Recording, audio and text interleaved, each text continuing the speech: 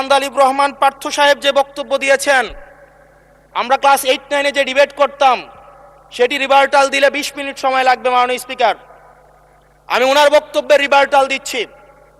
উনি বলেছেন যে আমি কোট করছি, উনি বলেছেন ৭২-এর সংবিধানের কিছু কিছু বিষয়কে ওনারা সম্মান দিয়েছেন। তার মানে কিছু কিছু বিষয়কে ওনারা সম্মান দেয় নাই। তার মানে এই অভ্যুত্থানের পরে এই সংবিধানের কিছু অংশ ওনারা মেনেছেন, কিছু অংশ ওনারা মানেন নাই। ওনারা কেবল ওই অংশটাই মেনেছেন যে অংশটা ওনাদের পক্ষে গিয়েছে,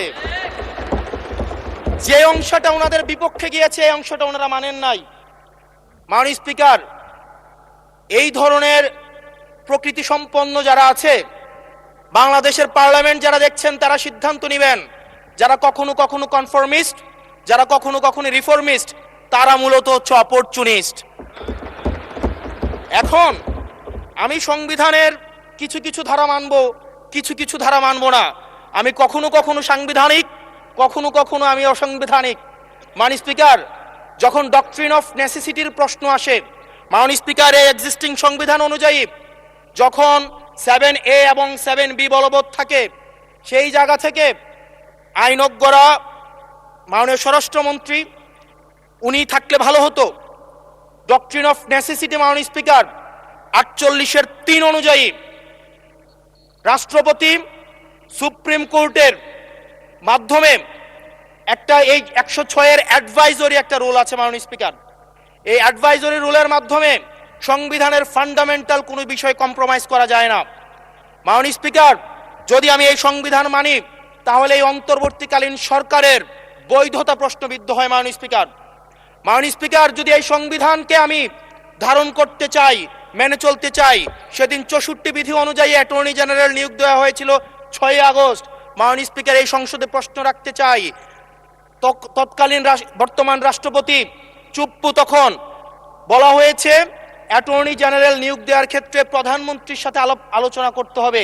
সেদিন কোন প্রধানমন্ত্রীর সাথে আলোচনা করা হয়েছিল সেটা আমাদেরকে অ্যাটর্নি জেনারেল জানাবেন। আমাদেরকে অ্যাটর্নি জেনারেল জানাবেন যেই হিয়ারিংটা হয়েছিল এই হিয়ারিংয়ে উনি উপস্থিত ছিলেন কিনা। তখনকার সময় যিনি প্রধান বিচারপতি ছিলেন ওবায়দুল হক, তিনি তখন কোথায় ছিলেন, সেই রায়ের কপিটা আমরা দেখতে চাই। মাননীয় স্পিকার, মাননীয় স্পিকার, আপনি যখন বেগম জিয়াকে 6 আগস্ট সর্বপ্রথম ছাত্র জনতা যখন সিদ্ধান্ত নিয়েছিল আর এক মুহূর্ত বেগম জিয়াকে কারাগারে থাকতে দিবে না, বেগম জিয়াকে রাষ্ট্রপতির আদেশের মধ্য দিয়ে বেগম জিয়াকে সেদিনই হচ্ছে কারাগার থেকে যেই জুলুমের মধ্যে রাখা হয়েছিল সেটা থেকে ছাত্র জনতার রায়ের মধ্য দিয়ে সেখান থেকে বের করে আনা হয়েছিল। মাননীয় স্পিকার, যদি এই সংবিধানকে বাইবেল ধরে নেই, এই সংবিধানকে যদি গসপেল ধরে নেই, এই গসপেলের পুরোহিত অনুযায়ী যেভাবে ভ্যাটিকান সিটি চলে সেটা যদি আমরা ধরে নেই, তাহলে মাননীয় স্পিকার সেদিন বেগম জিয়া জেল থেকে বের হতে পারেন না। মাননীয় স্পিকার, মাননীয় স্পিকার, সেদিন বেগম জিয়া জেল থেকে বের হয়েছিল অভ্যুত্থানের জনরায়ের ভিত্তিতে। মাননীয় স্পিকার, মাননীয় স্পিকার, আপনারা বলছেন আপনারা ঠিক সেই জায়গায় আপনারা সংবিধানকে আপনারা মানছেন যেই জায়গায় সংবিধান থেকে আপনারা বেনিফিটেড হবেন। মাননীয় স্পিকার, গ্রামের ভাষায় কথা আছে, বলতে চাই না, যে গাং পার হইলে মাঝি কোন দুলা ভাই। ছাত্ররা, আপনাদের নেতা কর্মীরা গত 17 বছর ধান খেতে ঘুমাইতে হয়েছে, ত্যাগ তিতিক্ষার মধ্য দিয়ে যেতে হয়েছে। মহাসচিব কান্না করে বলেছে তাদের নেতা কর্মীরা ঢাকায় এসে রিক্সা চালিয়ে জীবন নির্বাহ করত।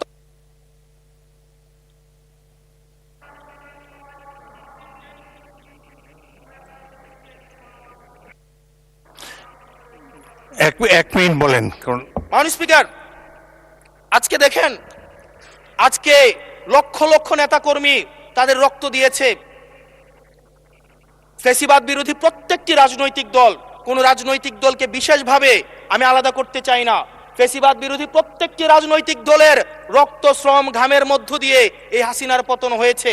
এই হাসিনার পতনের পরে যখন জনরায়, মাননীয় স্পিকার, যখন জনরায় কখনো কেতাবের কাছে মাথা নত করে না।